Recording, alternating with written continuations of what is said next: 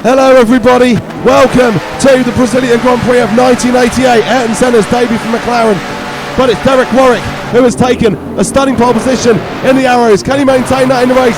He's going to have Prost and Senna coming for him, and there's two Ferraris as well, and Prost is already through on Derek Warwick. Prost into the lead, down into turn one, not the greatest starts from Warwick. Senna not having a lot of grip into turn one and having to fight to stay ahead of those Ferraris. But still, here we go, Berger trying to have another look at Senna down into there, but it's Senna's debut for McLaren, and it's his home Grand Prix, so Senna wants to get a lot done here, wants to do everything he can. He's got to start by trying to close in on Derek Warwick, but at the moment Warwick has still got every bit of pace to get over, to be all over alainprost, so clearly it wasn't just a one-lap fluke. That Arrows does have some decent pace, but the problem for Derek Warwick now is that Prost has got the track position and Senna is also coming for him. So we're going to see here what happens as Prost leads, Warwick second, Ayrton Senna is in third place, but challenging for second as they go down into there and not quite being able to do it, and he runs a little bit wide. He'll have to gather it together and have another go, and Senna coming for that other go already. Look, all over Derek Warwick, absolutely giving it everything to try to get into that second place so we can attack his teammate, but Senna's in a spin. He's pushed it too much and Berger can't avoid him. Berger goes into him, Alboreto as well in the Senna. I think it was his front wing miraculously, but he has lost quite a bit of ground, so one Ferrari with no front wing, the other one down to ninth, and there we go, Nannini getting through on Berger. Here's the replay. Yeah, nothing. It looked like Berger had loads of time, but you can see from the replay, nothing he could do really, couldn't get slowed down in time, and Berger has got damage. You see him coming to the pit lane there, and I think Ayrton Senna, I would actually be amazed if he continues this race, because no rear wing normally means curtains, not always, but normally, especially this early in the race. They did have so many issues with it. That car surely won't be safe to drive, so heartbreak for Ayrton Senna on his McLaren debut at his home track. Out of the race he goes, and alainprost continuing to be under pressure from Derek Warwick. I would have thought that the McLaren might have pulled out a gap on the Arrows by now, but that is not the case.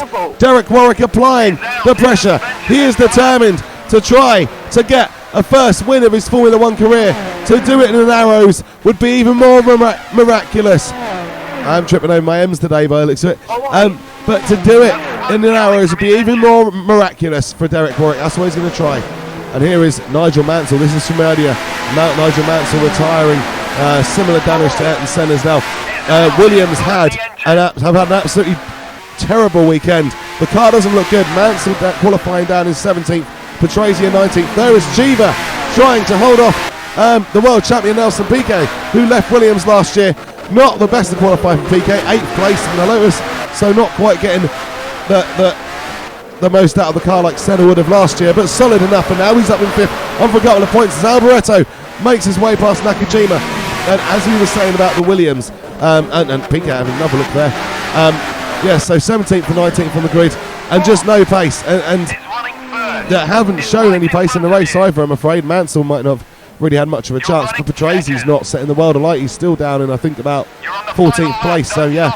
And Prost continues to lead Warwick, who has still got a chance, but Prost just gets away, doesn't he?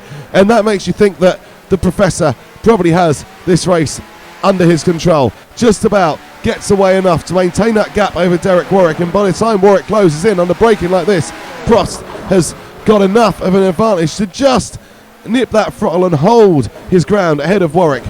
And Warwick trying again there, but it's all the places where Warwick is quick are the places where he can't overtake, and I would imagine that is not by accident by alainprost. That is pretty much by design. He is heading towards the victory in this Grand Prix unless Derek Warwick can do something special. Prost is looking very, very strong now. Warwick pulls out to Neville. Oh no! What on earth happened there? Oh, well, that is a massive, massive crash, and it's taken the top two out of the Brazilian Grand Prix. Alessandronannini is going to come through to inherit the lead in the peloton. Well, let's have a look. So Warwick approaching the back of Prost, all seems normal, and pulls out, and well, that looks Prost. That looks really stupid from Prost. Pulled over straight into Warwick's path. Now, why did Prost do that? Did he have a problem? Did he slow suddenly? We'll have to see. Cheever still trying to hold back Nelsonpiquet. This is now the battle for second place in the Brazilian Grand Prix. The world champion on his home circuit has got a chance to get into second, but here comes Alessandronannini. He has driven solid. He has had an undramatic, very solid race, and while everybody else has had moments of chaos, Alessandronannini cruises calmly and serenely to take the victory in the Brazilian Grand Prix. And as it's the opening round, it means the World Championship lead for Alessandronannini and Benetton as well. So here's the replay from Prost's car. Yeah, had a problem. I think something collapsed on the car, suspension or something, and that's got to be a misunderstanding, because Prost isn't the sort of driver to maliciously pull across. But the other thing is, he had no reason to pull across in Derek Warwick, unless he thinks that arrow is going to be an absolute rocket ship all year. You know, there's other drivers you would have more reason to play dirty with, and Warwick isn't one of them.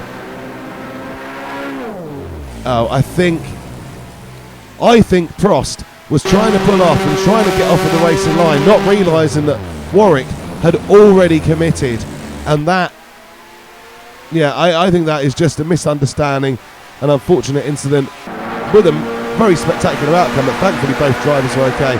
Here's another one. Yeah, I think that looked clearly like Alain Prost in a wounded McLaren was pulling off the track. I think it looked to me like his suspension just collapsed and went down, and that was it, just like that. Well, if you enjoyed this content, thank you very much for watching, and please do like and subscribe and hit the bell for notifications, and take care. We'll see you soon.